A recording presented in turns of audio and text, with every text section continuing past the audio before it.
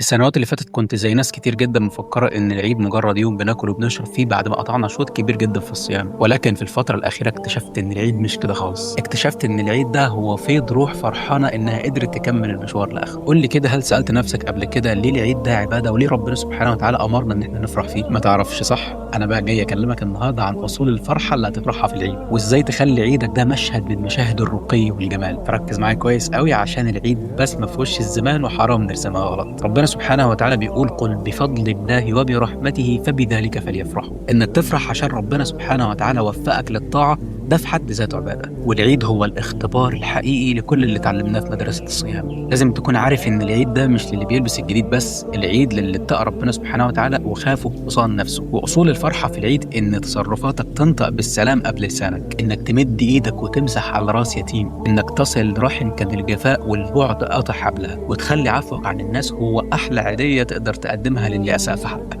العيب، كل العيب، ان احنا نخرج من طهر الصيام للوع الشوارع والخصام، او نغسل ارواحنا بالقيام ونرجع نوسخها بقله الادب والزحام. العيد هيبه، والوقار وانت فرحان ابلغ بكتير جدا من الهيصه والصياح. خليك في العيد كريم وسمح ووشك بيضحك كانك شايل في هدومك ريحه رمضان وهدوء. فبلاش تضيع تعب الشهر كله بسوء خلقك يوم العيد. خليكم النهارده وبكره وفي ايام العيد زي ما كنتوا في ايام وليالي رمضان، عباد مخلصين قلوبكم بيضه وعيونكم على الجنة. كل عام وأنتم إلى الله أقرب، وعلى طاعته أحرص، وفي جنته أرغب، وعلى العبادة أدوم. تقبل الله منا ومنكم صالح الأعمال. الحمد لله على التمام وعلى الكمال. كل عام وأنتم بخير، والسلام عليكم ورحمة الله وبركاته.